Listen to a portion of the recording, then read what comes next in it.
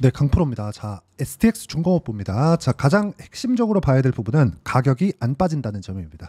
자, 장 초반에는 한 3% 정도대 하락 구간이 있었지만 바로 회복하는 모습을 보여주고 있고요. 그리고 다른 조선주들의 움직임도 비슷한 움직임을 보이고 있지만 전체적으로 봤을 때 등락폭 기준에서 볼 때 STX 중공업이 가장 강한 움직임을 보이고 있습니다.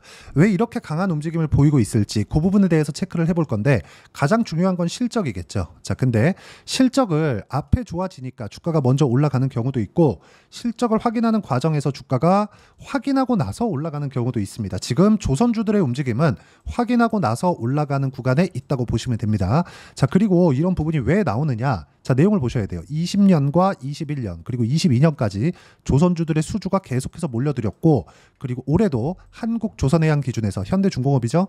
이쪽 기준에서 실제 138%의 수주 잔고를 채웠습니다. 연간 목표치를 이미 상회했다는 점이 중요하고요.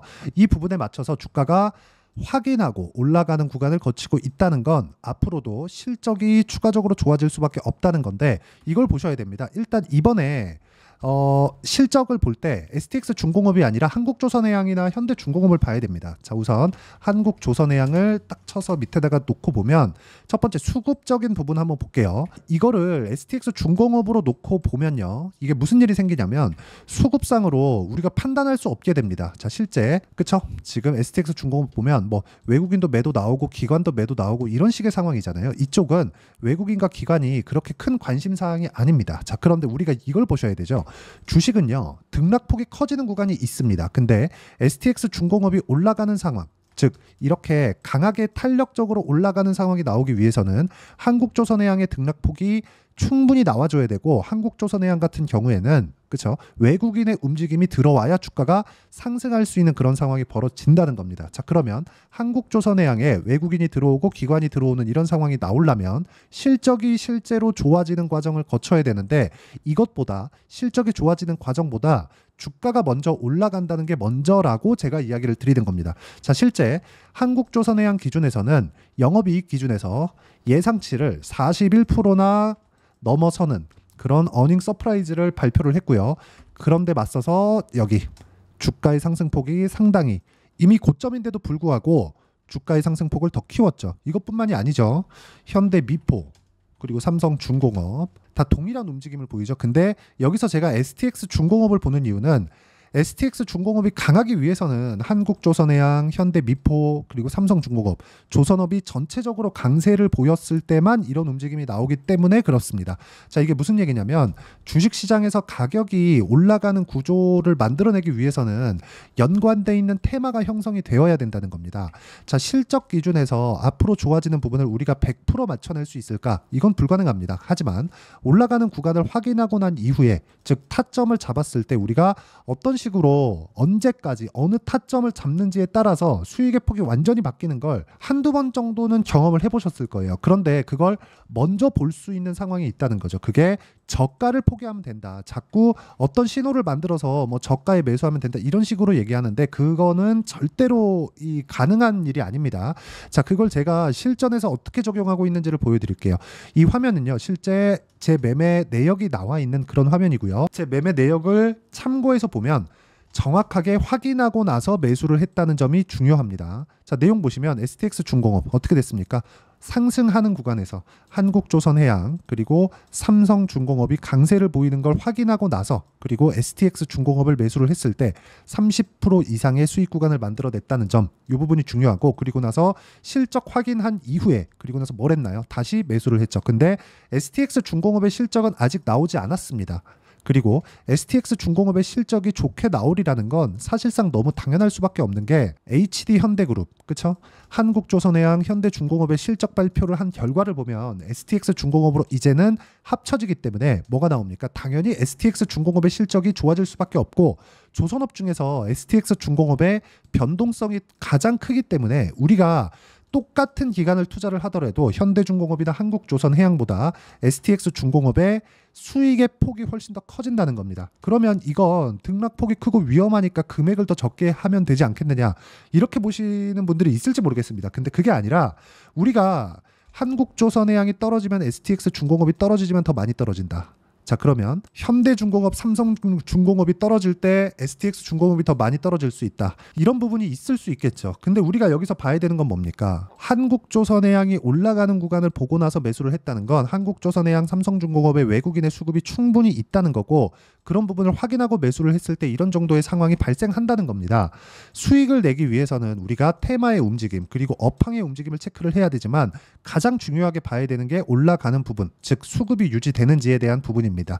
그렇기 때문에 우리는 저가를 포기하고 고가에 올라가는 구간에 매수를 했을 때 보유기간을 가장 줄일 수 있고, 보유기간을 줄이는 것만이 수익의 폭을 키울 수 있는 가장 중요한 내용이라고 이야기를 드리는 겁니다. 이 내용에 대한 부분을 제가 어떤 식으로 매매를 해야 되는지 그 내용을 여기 소통방에서 함께 공유를 해드리고 있고, 주말에 진행하는 라이브에서도 매매 기법에 대해서 강의를 하고 있으니까 구독과 좋아요, 이 두 개는 돈 들어가는 거 아니죠? 그리고 상단에 있는 전화번호로 구독 또는 라이브라고 문자 보내주시면 소통방 입장 링크와 라이브 입장 링크를 무료로 공유를 해드리도록 하겠습니다. 자, 실제 제가 STX중공업의 실제 매도 타점부터 매수 타점까지 여기 소통방에서 전체적으로 다 다루고 있고요. 그리고 라이브에서 이런 기법 관련돼서도 이야기를 드리고 있으니까 들어와서 보시면 되고요. 무엇보다 중요한 건 테마에 대한 움직임을 우리가 계속적으로 추적 관찰을 해야 된다. 주식에서 수익을 보기란 정말 어렵습니다. 근데 올라가는 구간에 내가 잡아낼 수만 있다면 꾸준하게 수익 구간을 만들어낼 수 있어요. 하지만 매매하는 과정에서 어떤 식으로 손절을 해야 되는지가 중요하죠. 손절을 잘하기 위해서는 매수를 잘해야 됩니다. 잘 사야 잘 팔 수 있는 거예요. 그러려면 보유기간을 줄이는 게 가장 중요하기 때문에 제가 저가에 매수하면 안 된다고 이야기를 드리는 겁니다. 싸게 사서 비싸게 파는 게 주식이 아니라 비싸게 사서 더 비싸게 파는 게 주식입니다. 자, 그러면 이익률 자체가 늘어나는 조선주, 그리고 이익률이 늘어나는 것, 매출액이 늘어나는 것, 규모도 커지고 이익률도 늘어나는, 그렇죠? 양적인 성장, 질적인 성장 모두 다 하고 있는 조선주를 볼 때 가장 중요한 거, 외국인과 기관이 언제까지 매수를 하겠느냐, 그 부분은 정확하게 판단이 불가능합니다. 하지만 실적에 대한 부분을 보면, 그렇죠? 실적에 대한 부분을 보면, 자, 이제 흑자 전환 이후에 1조 원대의 이익 구간에 접어들었습니다. 적자였을 때의 규모를 보면 어떻습니까? 한국조선해양 기준에서 연간 1조 원이 넘는 적자 규모를 보여왔죠. 이것보다 삼성중공업의 경우에는 훨씬 더 적자 폭이 더 큽니다. 1조 3천억, 8,500억, 이걸 5년치로 바꿨을 때는 6천억, 1조 3천 8,500억 계속해서 적자를 봐왔기 때문에 적자를 보는 부분을 일부 전환시킨 것에 지나지 않아요.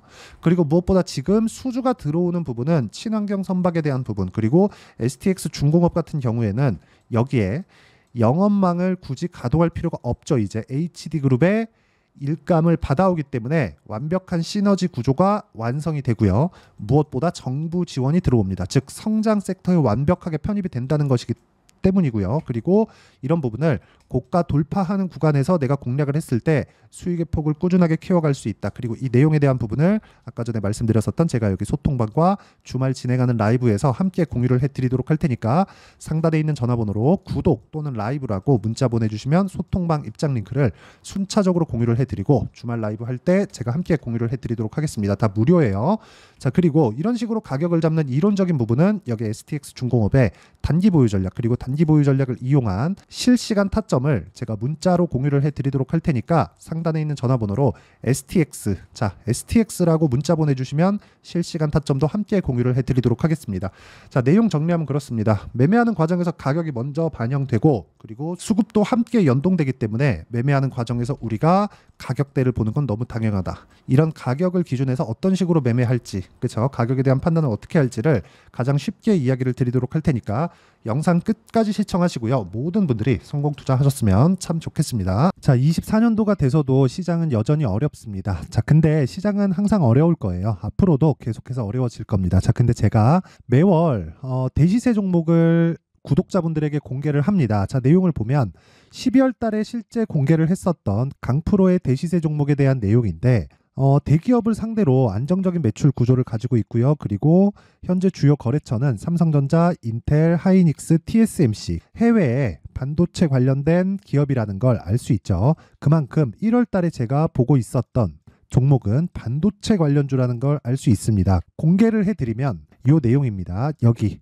어보브 반도체, 그쵸? 실제 제가 거래한 내용을 공개를 한 거고요.